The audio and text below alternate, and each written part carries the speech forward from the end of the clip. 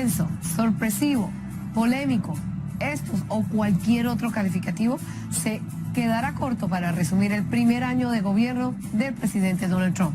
Ha sido un año marcado por fracasos legislativos que le han enseñado al exitoso magnate la diferencia entre ser presidente de su imperio de negocios y ser presidente del país. Pero es el primer año y pese a los contratiempos y la dificultad para avanzar legislación, es aún un joven gobierno. Esto fue lo que pasó en el 2017. I, Donald John Trump, do solemnly swear. Desde el primer día, el presidente Donald Trump sentó las bases para un polémico gobierno. Period. Cuando ordenó a su secretario de prensa sermonear a los reporteros acusándolos de mentir al decir que la asistencia a la toma de posesión de Trump fue menor que la de la primera de Obama. Las imágenes muestran lo contrario. En cuestión de días, Trump comenzó a revertir decretos emitidos por el presidente anterior sobre varias regulaciones, incluyendo las relacionadas con inmigración. Una de esas medidas, la prohibición de entrada a Estados Unidos a ciudadanos de varios países de mayoría musulmana, quedó estancada en 2 ocasiones, hasta que realizó cambios en los que incluyó a Venezuela y Corea del Norte, con lo que la Corte eventualmente le permitió implementarlo mientras estudia la demanda. También suspendió el programa DACA, que beneficia a quienes llegaron de niños ilegalmente al país. Al igual que con el acuerdo nuclear de Irán, con DACA, la Casa Blanca puso la bola en el lado del Congreso para que resuelvan ambos asuntos. Sin embargo, Trump recibió un fuerte golpe al no poder revocar la ley de salud conocida como Obamacare. La Cámara aprobó su versión de la nueva legislación en mayo. The motion is not agreed to. Pero los republicanos del Senado no lograron aprobar la versión de ellos, en parte por la resistencia del senador John McCain, que junto con el líder de la mayoría, Mitch McConnell, recibieron una lluvia de críticas del presidente por su medio favorito de comunicación, Twitter. Aunque a finales de año, McConnell y McCain tuvieron un papel decisivo en lograr que el Senado aprobara un ambicioso paquete de recortes de impuestos, permitiendo la negociación para reconciliarlo con la versión de la Cámara, lo cual le dio al presidente su primera victoria legislativa de gran magnitud. Ese y otros procesos en el Congreso fueron documentados por el presidente en Twitter, su arma más poderosa. La usó para ventilar lo que le molestaba y para atacar a la prensa sin parar. Durante todo el 2017, la Casa Blanca ha tenido una gran nube gris encima. La investigación del FBI sobre la supuesta intromisión de Rusia en las elecciones.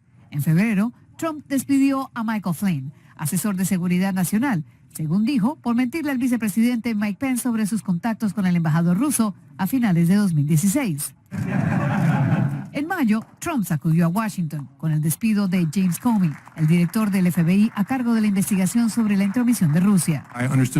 Yo entendí que lo que él quería que yo hiciera era abandonar cualquier investigación que tuviera que ver con el recuento de Flynn de sus conversaciones con los rusos. Eso provocó la designación de un fiscal especial.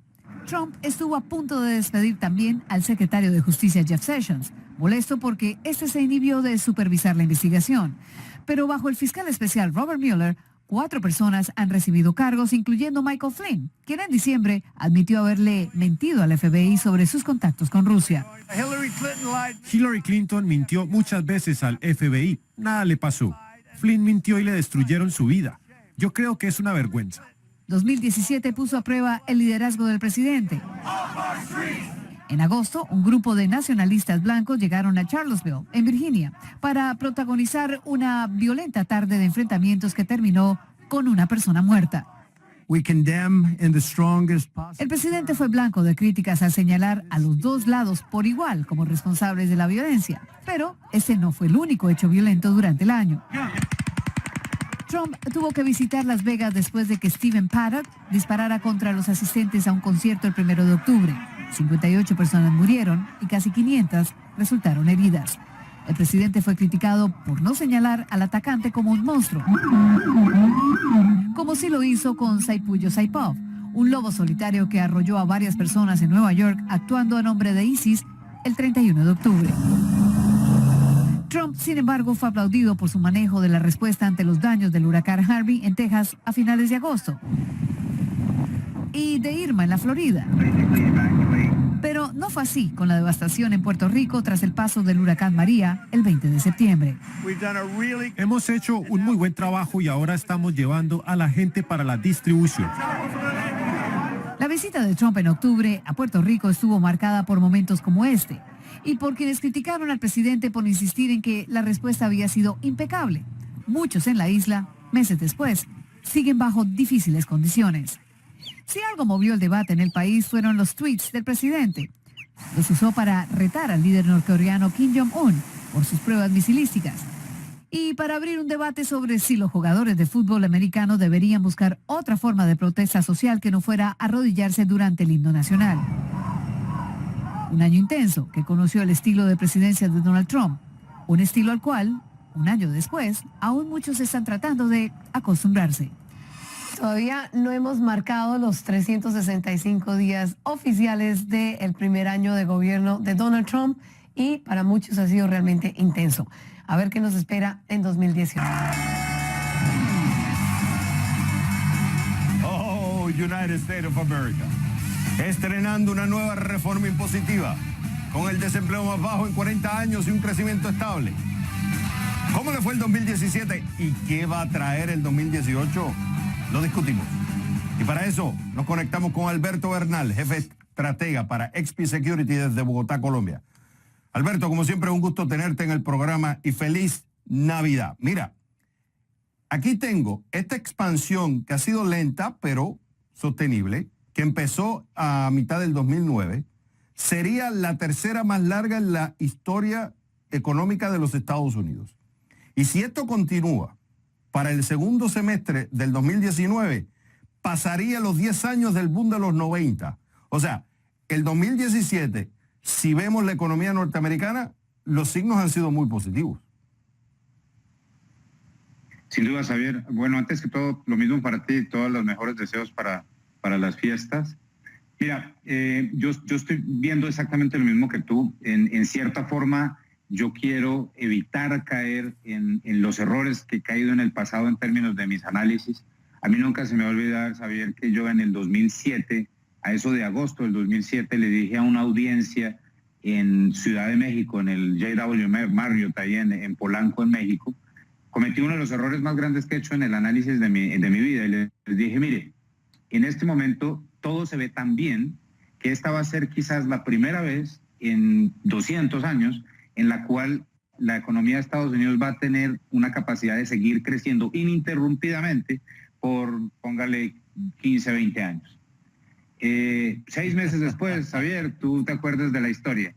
Estaba yo básicamente con mi cajita saliendo de Bear Stearns. Entonces, pues, ahí, ¿y por qué lo dije, Xavier? Porque 2007 era una época realmente espectacular en términos de actividad económica. El banco estaba volando. Se parecen muchas cuestiones a lo que estamos viendo en este momento. Yo personalmente, pues mi trabajo es tratar de buscar las partes que no están funcionando en el ciclo económico. Y me cuesta trabajo encontrar algo que no esté viendo yo bastante bien en Estados Unidos.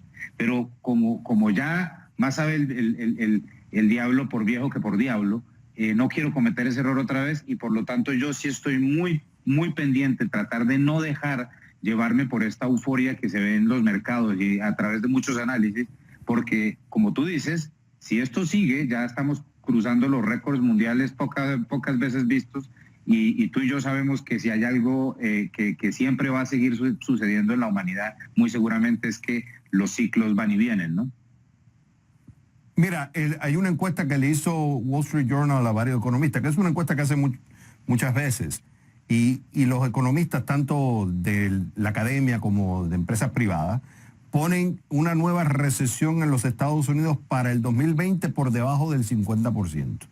Y la ponen mucho más bajo, en parte por esta reforma que hubo impositiva, que no se veía desde la época de Reagan, décadas. Ahora, vamos a ser cautelosos, está bien, todo está positivo, a veces uno tiende a entrar en esa euforia, que todos entramos en eso y hay que ser siempre, tener un poco de cautela. Hay que poner siempre lo que yo le llamo el abogado del diablo, esa pinta de abogado del diablo. Si tú fueras a ver el 2018, todo está positivo, ha habido una ayuda de la Reserva Federal que viene ayudando por muchos años. Tenemos esta reforma impositiva que va a ayudar, ayudará al crecimiento económico en los próximos 2 años. Pero si fuéramos a ser, vamos a decir, abogado del diablo, ¿qué es lo que te preocupa que ves en el 2018 en la economía norteamericana? Mira, Xavier, me preocupa algo que no deberíamos estar viendo. Y me disculpo contigo y con la audiencia porque esto que voy a decir es un poco técnico, pero igual tengo que decirlo. Hay un modelo de predicción que utiliza la Reserva Federal que se llama el modelo de curva de rendimientos. ¿Qué quiere decir esto? Que básicamente cuando el bono de Estados Unidos a 30 años está igual en términos de tasa de interés o muy cerca o menor a la tasa del bono de 2 años en Estados Unidos, 6 a 9 meses después tiende a haber una recesión. En este momento todavía estamos lejos de eso, Xavier, todavía estamos mal no recuerdo, 70, 80 puntos básicos de eso, pero hace un año estábamos a 100 y pico puntos básicos. Entonces lo que está sucediendo en Estados Unidos por alguna razón, Xavier, y esto nos lo dicen los mercados financieros, es que el mercado pareciera estar anticipándose a una disminución de la actividad económica a pesar de la aprobación de la reforma fiscal en Estados Unidos. Y eso es bastante paradójico. Entonces tú te pones a preguntarte, ¿por qué sucede eso? ¿Por qué razón es que el mercado financiero, sabiendo lo que sabemos, que es que cada familia de Estados Unidos va a tener $800 más el próximo año por la disminución de impuestos, las empresas van a tener un poco menos van a tener menos impuestos el próximo año, etcétera? Porque a pesar de que todos sabemos que eso es un hecho, la curva de rendimientos, o sea, el mercado de bonos de Estados Unidos nos sigue dando mensajes de alarma.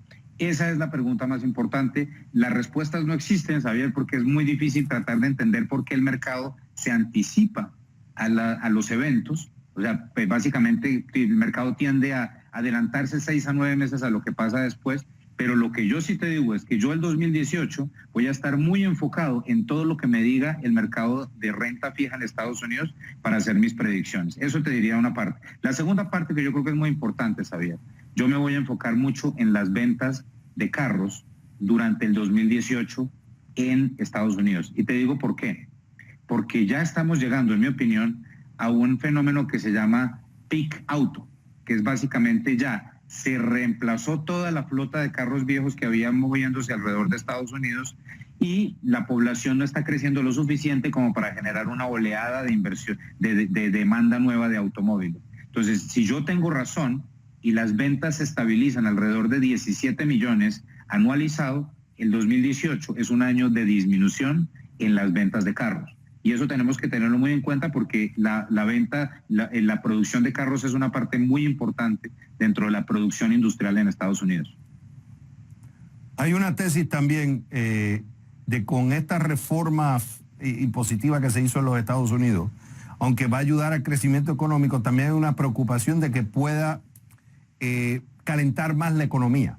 En un ambiente donde tú tienes una tasa de interés baja, que ya de por sí el gobierno ya está, la Reserva Federal ha estado dando señales que la voy a subir, al tú dar estos beneficios impositivos y con esta exuberancia que algunos pudieran llamar irracional que está viviendo el mercado, pudiera calentar la economía más y por tanto la renta fija, el mercado de renta fija empieza a dar indicativos que la tasa de interés a 30 años empieza a subir y entonces que esa curva flat se empiece a ir upward, se vaya hacia arriba y vaya dando señales de que pedir prestado va a ser más costoso. Me queda 20 segundos, te lo dejo a ti. Y lo más importante, y quizás bajo ese escenario que tú acabas de nombrar, Xavier, que es muy relevante, el problema es que si se sube mucho la tasa de 30 años de Estados Unidos, las hipotecas comienzan a ser mucho más caras y se disminuye la capacidad de ventas de casas en Estados Unidos. Y todos sabemos que la venta de casas en Estados Unidos es una gran parte de la actividad económica en el país. Y también el financiamiento de la corporativo también va a verse afectado, lo cual a las empresas se les va a hacer más difícil financiar. O sea, también hay señales, por eso hay que estar con cautela, como dices tú. Cautela, hay que jugar como un abogado del diablo. Ni muy exuberante, ni tampoco muy pesimista. Cauteloso. Alberto Bernal, jefe estratega para XP Securities. Como siempre, es un gusto tenerte en el programa.